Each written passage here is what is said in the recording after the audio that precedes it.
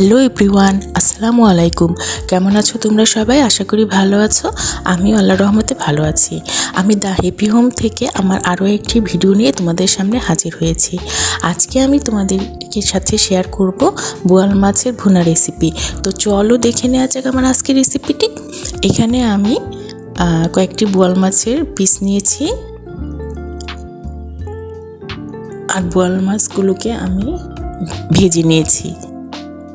আর এখানে পেঁয়াজ কুচি, টমেটো কুচি আর 2-3টে কাঁচামরিচ আর নিয়ে নিয়েছি পেঁয়াজ বাটা।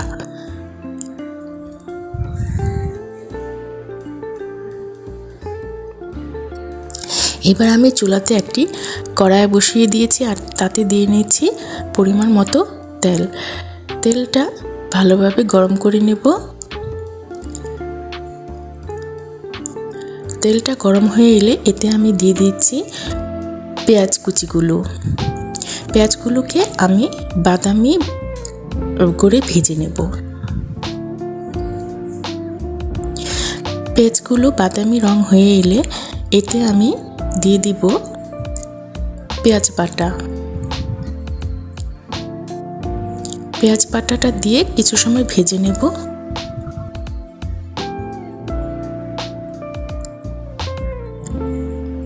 এরপরে এতে আমি দিয়ে নিচ্ছি স্বাদ মতো লবণ। লবণটা আমি আগে দিয়ে নিয়েছি।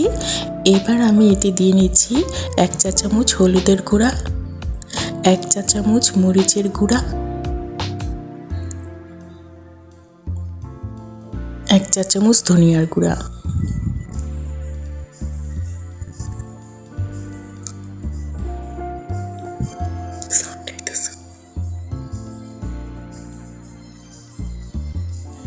এবার সবগুলো মশলা আমি ভালোভাবে কষিয়ে নিচ্ছি।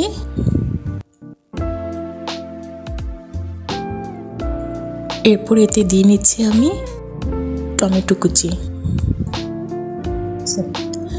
টমেটোটা দিয়ে আমি ভালোভাবে কিছু সময় রান্না করে নেব।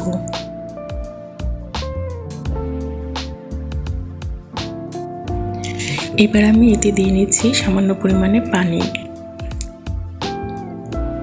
পানিটা দিয়ে এবার আমি কিছু সময় ঢেকে রান্না করে নেব। এবার আমি এতে দিয়ে নিচ্ছি 1 চা চামচ রসুন বাটা আর 1 চা চামচ আদা বাটা। আসলে এটা আমি প্রথমে দিতে ভুলে গিয়েছিলাম, তাই এখন দিয়ে নিচ্ছি। ভালোভাবে আমি মশলার সাথে মিশিয়ে নিচ্ছি।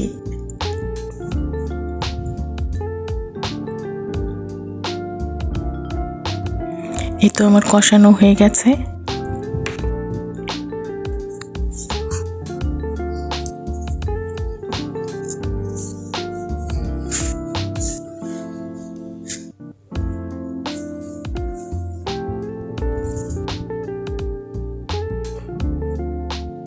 এবার আমি এতে মাছের পিসগুলো দিয়ে নিচ্ছি।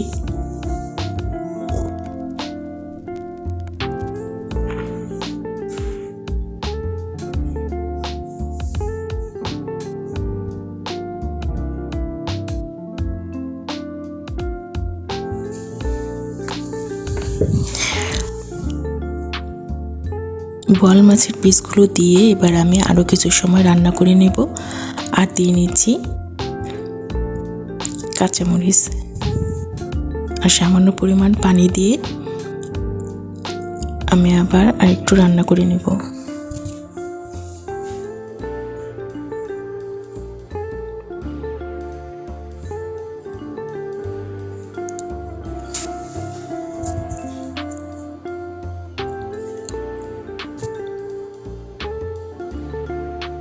এই তো তরকারিটা আমার রান্না করা হয়ে গেছে। এবার আমি এতে দিয়ে দিচ্ছি ধনিয়া পাতা কুচি।